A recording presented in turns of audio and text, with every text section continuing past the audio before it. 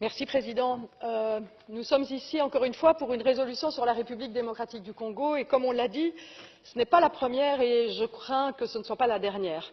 Aujourd'hui, ce qui nous amène, ce sont les massacres de Béni. Massacres de Béni, comme l'a dit M. Pittella, qui viennent s'ajouter à des millions de morts. À Béni, plus de 1000 personnes ont été massacrées en l'espace d'1 an et demi.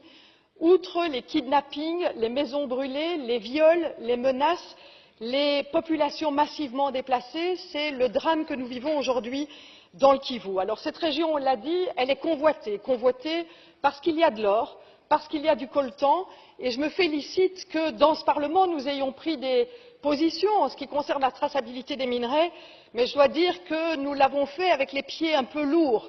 Et je dois dire aussi que le Conseil n'a pas toujours été très à l'écoute de ce que nous avons demandé. Manifestement, aujourd'hui, tout le monde est d'accord pour dire que nos multinationales doivent être plus attentives à ce qui se passe dans ces pays. Mais aujourd'hui, cette instabilité, elle est également due aux autorités congolaises. Elle est inacceptable, inacceptable parce qu'elle représente des crimes et donc ce que nous demandons, c'est que ces crimes ne restent pas dans l'impunité, qu'il y ait des enquêtes nationales et internationales qui permettent de dire qui sont les responsables et de pouvoir avoir des sanctions à l'égard de ces responsables.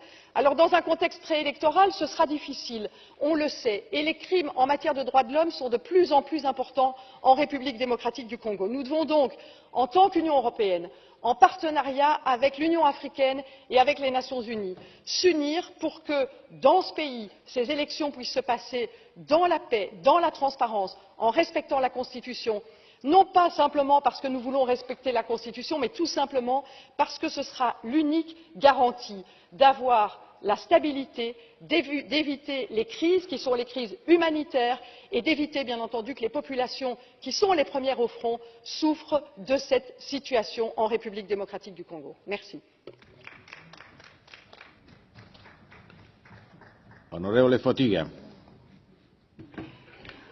Thank you, President. The people of Congo have to endure once more unbelievable atrocities perpetrated by armed militias in the eastern part of the country.